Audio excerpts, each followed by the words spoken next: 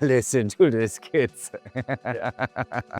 Hi, my name is Oskar Offerman. I'm a DJ since 15 years now, probably, professionally. I did my first party in 2003, went to high school in Frankfurt, and then I moved to Berlin in 2001, and then it happened very quickly that I got involved with electronic music. Some dark club somewhere, and there were obviously some crazy energies going on. My musical development was very normal for someone my age. I was born in '81, so I was skating, listening to punk rock, and then I started getting involved with some smoking substances, and then I put the skateboard in the corner, and then I started listening to hip hop. And I remember being a hip hop kiddie, and I always thought, like, is strange with techno that they have like a kick drum on the clap or on the snare, so on the 2 and the 4. I moved to Berlin, and then I was stemming in a techno club, and suddenly I was like, oh fuck, I understand. Like the energy of the kick drum was driving me so much and hitting me so deeply that I was really like, oh, this is so nice. And this was basically like the moment I really realized it. But before, I went to Robert Johnson here maybe once or twice when I was in high school still. And there was but more almost drum and bass, I think. Yeah, there was these drum and bass nights, and I think Arno actually did a drum and bass night there, or he was playing there as Chopper was his name, his drum and bass DJ. I mean, I was always interested in music and playing music, playing in bands and instruments and producing hip-hop instrumentals. And when I moved to Berlin, it was quite a natural development, moving on from over maybe a breakbeat, short breakbeat trip-hop phase to 4 to the floor eventually. And then it happened, like I remember, like I did my first party on the 3rd of March in 2003. And this was more like a small, more for experimental electronica and stuff. And this was like the very first time I also started DJing actually, but it was really small and, like I said, more experimental electronica. And then slowly after some time I started playing more floor-orientated stuff. And so it has been actually 20 years if I'm thinking about it. Yes. It's weird now to say this, like after like so much time, and because it was still in a time where there wasn't like any information easily accessible. But I did it like a lot on my own. I didn't have many mentors or anything. It was just like me and my MPC, and then figuring it out. And if I think about compared to the time today, like how long it took to get a proper beat going, it was like 2 years or something, you know. Today you just go on YouTube, watch a tutorial, and you're done basically, and you're set up. There were a few people friends, like Edward, for instance, was a very early friend of mine, and we both sort of started simultaneously producing music maybe, or producing techno and house, and more house in those days. And yeah, it was more like my surrounding and the people I started working with when we started doing a label also. That was also quite influential, yes. Very, very first release I did was on Nick Höppner's, and the band they had was called My. So Nick Höppner's label, he was a resident at Panorama Bar, old Panorama Bar, new Panorama Bar. And I gave him like a CDR, I think, or something. And then it was called Just, the label. And I don't know if it aged well, to be honest. So if you listen to it now, be aware, it might be shitty. But anyhow, this was the first, it was called Arabian Pleasures. And then after another release somewhere, I started basically running my own label very early, which was called White. And then we started doing that. And then the very first release which took off was Fog Burns Off, which was a proper full 12-inch with 3 tracks, and it got picked up by many DJs. And that was like, wow, yay. That was the magic, the threshold maybe, you know. So there was pretty good times actually. That must have been 2010-ish, around that time. So basically, yeah, you see, like from 2003 to 2010, it was also took some time to basically really get established at some point. And from then on, the gigs also started rolling in at some point, which was nice, of course.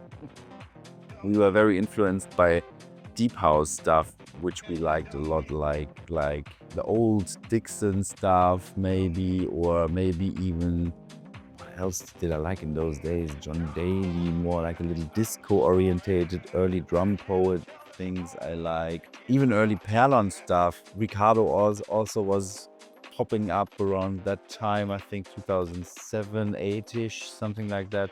So there were a lot of influences, and of course the whole minimal thing started developing in a different direction with Perlon and those people. I think that was interesting also. So, but for us it was basically deepness. We were looking for deep sounds like STL, Melchior. Those kind of things were heavily influencing us. I think basically Minus and Perlon sort of, it developed at the same time, but maybe in those days, still also early days of internet, it wasn't like the informations were so easily accessible. So maybe I discovered it maybe a little bit later or something. I also remember some stuff from Switzerland from that time, or even or early like Luciano stuff was really amazing in those days. I also remember that, like discovering that, and I was like blown away. It was like on Klang Electronic, which is also a Frankfurt label from that time, Roman Fliegen and those guys. Yeah, there was many interesting things happening. Plus also in those days, 2000, after Richie Horton came, like there was like a lot of people coming to Berlin suddenly, international artists, all these English-speaking artists. You could also see the same scene changing because everybody started speaking English at some point, like in record stores and stuff like that. It was quite normal that people started speaking more English everywhere, you know. So that was, I guess, a big development. You know, it happened even before the millennium, I guess. Like even mid 90s, there were also like a lot of people coming in. I mean, Berlin always was quite attractive for people from the outside. Like in the 80s, it was a lot of like German guys, because you could basically like could not get drawn into the army, you know. So people moved to West Berlin in those days. Then in the late 90s, because of techno boom and Love Parade, there was also like a big sense of like craziness going on, but I wasn't there. I just, you know, also just read it and saw documentaries and stuff. And then like when I came, I guess it was always more and more, even with the electronic music. And then, I mean, even to this day, I would say it's still getting more and more people are interested in this, and the scene gets so much bigger and so much also, I hate to say it, but commercialized also in a way, of course, because it's these masses of people which come in there every weekend, you know. So you have to sort of give them something, sugar for the, that's a German saying, sugar for the apes. Those places, they also live from the tourism, of course, you know, it's a mixture of both, I guess. But I think this place and some other places also kept their sort of like identity and also are still very popular with locals. But I haven't been living in Berlin for now 6 years, so maybe I'm also like the wrong person to ask.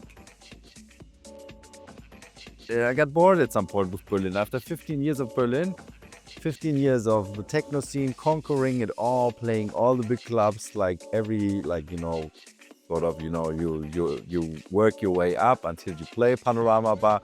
We started playing like Panorama. I think we closing it even on New Year's, which was the 4th of January or something like that. Panorama Bar, which was quite amazing.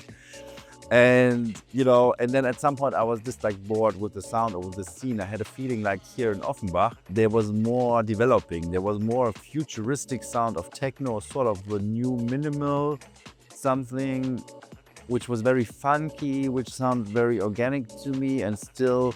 And I also like made friends with these guys, and they became very close friends of mine, plus a relationship of mine separated. So I thought it's a good time maybe to move back to this area. And I haven't regretted actually. Is really nice. Also having Robert Johnson is like, from my place is a very, very short walk. Plus they made me a resident there, so I cannot complain. It's all good, Yeah, it was more common friends, and then Karl Becker, who was one of the founders of Hard Works of Drink, was together with the roommate of my girlfriend in those days. So we met, so how it sometimes happens. Plus also being from the same area, and there's always, because Frankfurt is not so big, it always seems much bigger, but it's only 700,000 people, is a small big city, so everybody knows everyone, even through the generations, or bigger sisters here, brothers, and it all somehow also Atta managed very well to sort of always channeling everything together for many, many years. So everything had to go through Robert Johnson or his sort of little universe, because he has all these different bars and places and did all these things, with like the web shop or whatever it is, At some point, everybody ended up working there or something like that. When I started going there very frequently, it was more like when I was living in Berlin and I was visiting here for Christmas, and they always had these legendary parties where they kind of also knew that people were coming home for Christmas or something like that. So on New Year's, or these legendary dates. And so, I was traveling to Frankfurt like many people do still today for a certain party, at Robert John's, like the Ricardo dates were always legendary, where everybody went. Or when friends, smaller DJs started playing for warm-up for Ricardo, everybody went, and these kind of things, Oh, that is a complicated one, actually. I have a very, very crazy sleeping rhythm. I usually go to bed around 6 p.m. or in wintertime even earlier sometimes, like when it gets dark, 5-ish, something like that. Then I sleep until midnight. Then I start working on music. Then I prepare stuff for the school, because I work as a teacher. And then I go to school, work. It's really mad. And then I come home, and usually after school I don't do much. I'm usually done for the day. So I come home around lunchtime, and then I chill a bit, maybe listen to music again. Like I'm the happiest when I produce a track every day. For me, writing music is more or less like a diary. Sometimes it's not doable because of my teaching stuff. So, and this is also gives you almost like a depression then sometimes, because I just need this feeling of having the outlet for 1 second, and that is really nice for me. And I prefer to do it also at night, because it's just you're not distracted and no sound outside, because it's also a busy road here, during the day you hear a lot of honking and stuff. So it's really nice just to get sucked into it. And I couldn't do it at in the evening, because I'm just too tired usually, and I'm not an evening person, which is, I know, ironic for being a DJ. But yeah, this is not my strongest hour. The night and day, I mean, in general, is like the yin and yang, night is a little bit mysterious, dark, lights are blinking. So I think it suits electronic music just very well, But most people are probably staying awake, I guess. Not like me getting up early. I'm kind of obsessed with drum machines, and I used to be a drummer myself, so drums is usually the first starting point for me. And then usually bass. I try to work the bass really early in stage, but sometimes I get drawn away with some melody parts. And it happens actually quite often to me that I put in the bass at the very last, which is strange, because you always say the groove, is important. This is the foundation. But for me, sometimes it works the other way around. So I try to basically find a hook, maybe a melody hook before even the bass. Yeah. And then what I do is basically 3 parts. It's coming up with ideas, arranging it and mixing it. And I try to do it in one day, basically. So I try to force myself to arrange it like it has to be arranged on that day. Because if I keep on, like, if I don't finish it that one day, I'm gonna end up never finishing it. So I really try to force myself to finish it the one day and have a mix down where I can basically DJ it already. So this is like, even if it's sketchy and not perfect, but it's really important for me to have it like finished like this, because then I have a good sleep afterwards, you know. Can go to bed happy. Nature in general, I have to foster myself sometimes to really just go out and do like something, and listening to music, of course. This is something I keep forgetting sometimes also. Like, I try to listen to music and force myself really to listen to sets. I listen to many DJ sets and try to find inspiring stuff there, and that's actually for me very inspiring. Like, and if don't push yourself. If if you're not getting a good idea or a sketch down, then just go for a walk, listen to some other music. That's usually the best recipe for me. Wow, first time I played there was definitely together with Edward. I remember that. In those days we were playing a lot of back-to-back cassettes. It must have been, I don't remember, probably also around 2010-ish, 11 maybe, something like that. Yeah, magical moment, of course, like going there for the first time. And for DJing, I mean, is, what is interesting about Robert Johnson is I always thought is not as easy as you think it is when you're outside the booth, because it sounds so perfect. When we're inside the booth, is way more complicated. Maybe it was also my stress level in the beginning because I was so anxious. But I really had a feeling is not like the easiest monitoring in the world, Whereas you see, like, I don't know, like the Romanians or Ricardo just partying, and it looks like it's just, looks like it's a piece of cake. But I found it in the beginning quite tricky, to be honest. Yeah.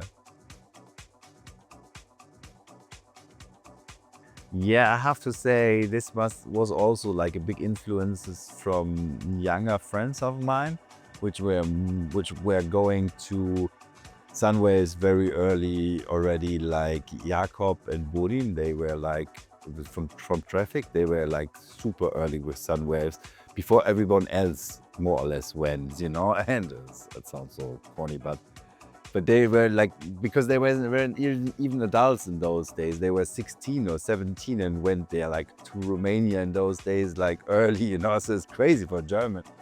So they did these things, and those guys, they kind of like influenced me when I met them. They sort of like introduced me to Romanian techno. I wasn't so much aware of it actually in those days. And then I sort of like over them, I saw, I think I found out that in Robert Johnson they have the residency, and it's always this special thing and stuff.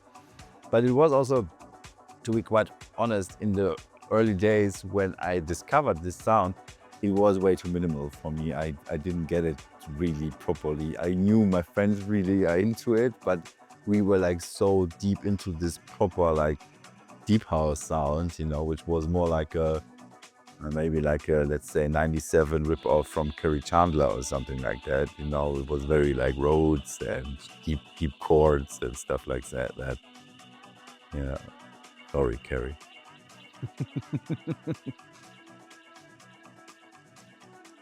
I'm basically like Edward, I have to mention for sure.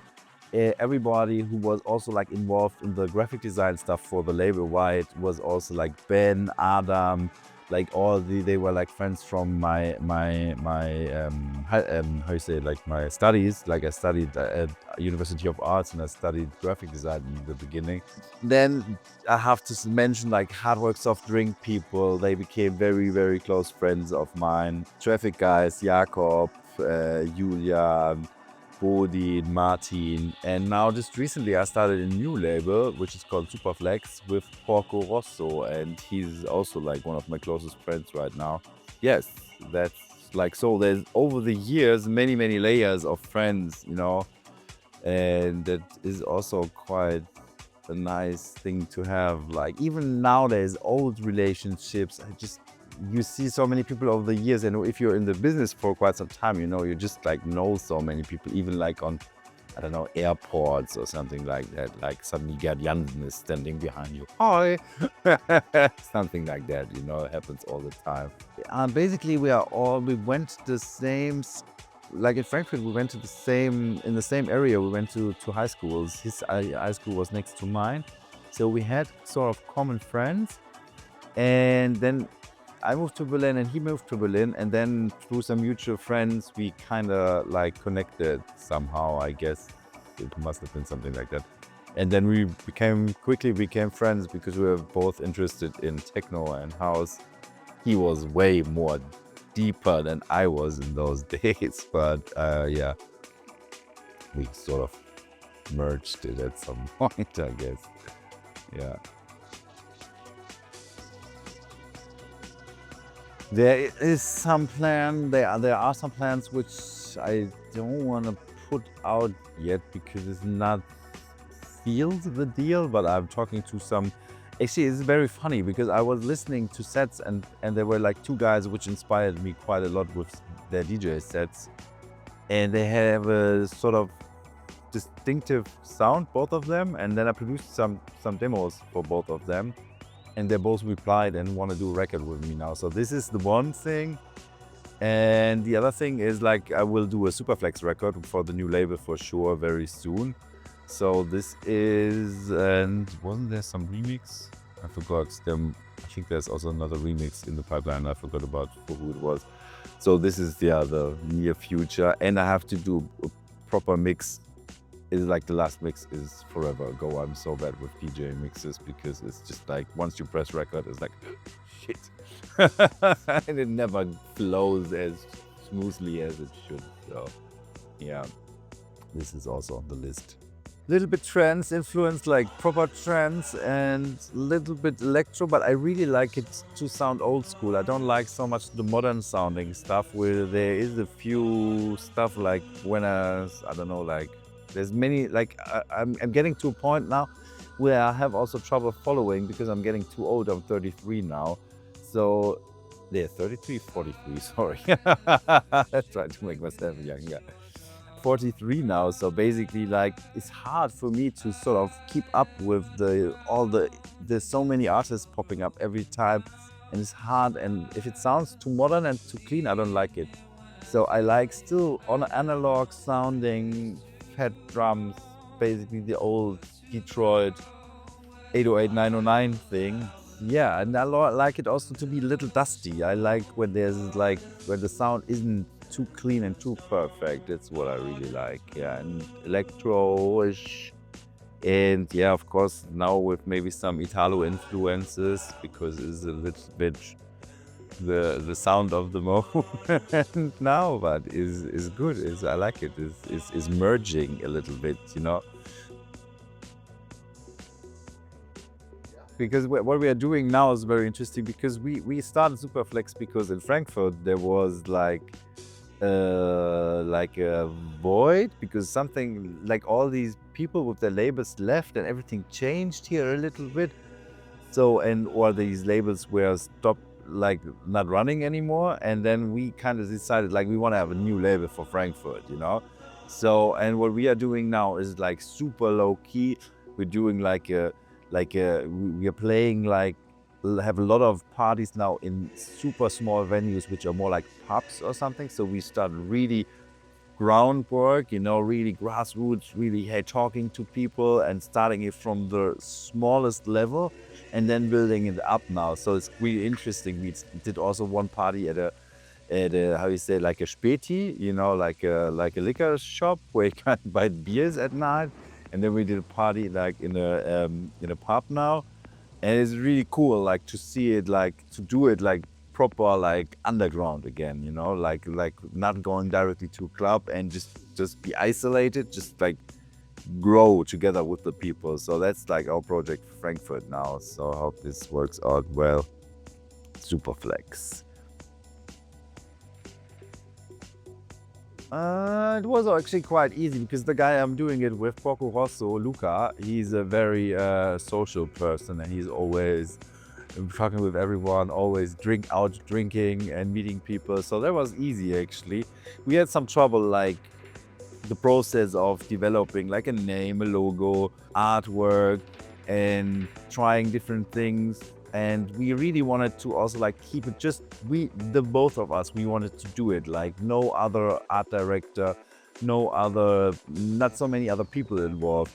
So we also like we're both not really graphic designers, so it was kind of like tricky to find something there and develop a logo. We also depending on the help of other people because we don't know how to like lay out a sticker properly that is cut out nicely and stuff like that.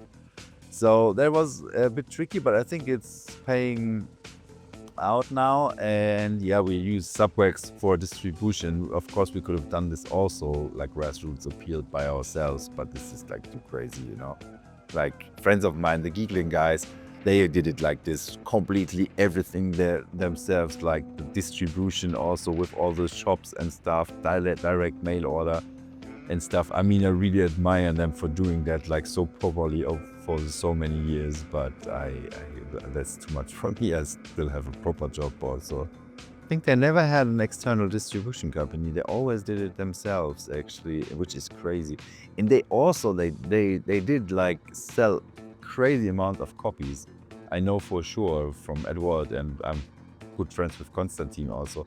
They always had a very, very loyal fan base, which were always, once they put out a new release, they pressed it and pressed it. It was quite, I think, when it's still going quite well. I'm putting out a track on the 10 years Giggling release also, I think. One track, yeah. Weimar, actually, there used to be Weimar, which is a Eastern German town, which is popular for many like art and cultural things, like Bauhaus, like the designers were also in Weimar. Some famous composers and stuff, and yeah, so the German high culture, they say, is very much based there, and they all met there. It's a very small town, and it has a great art university. I think they all met there more or less, and then they did parties there in a place called Giegling, and this is also, they invited me there very early on. This is how we got friends, like before the label even started. They invited me to play at the Giegling, so I was DJ or playing live or something like that there. And then I invited Konstantin with his project Kettenkarussell, and in those days we did parties at Bar 25, label nights, and they played there, and they were super happy because Bar 25 in those years was like, wow, the crazy shit. And so we became friends over the years. And then this is also somebody I met quite regularly. When I was playing somewhere in the world, suddenly Konstantin was there or something like that. That was really nice, yeah.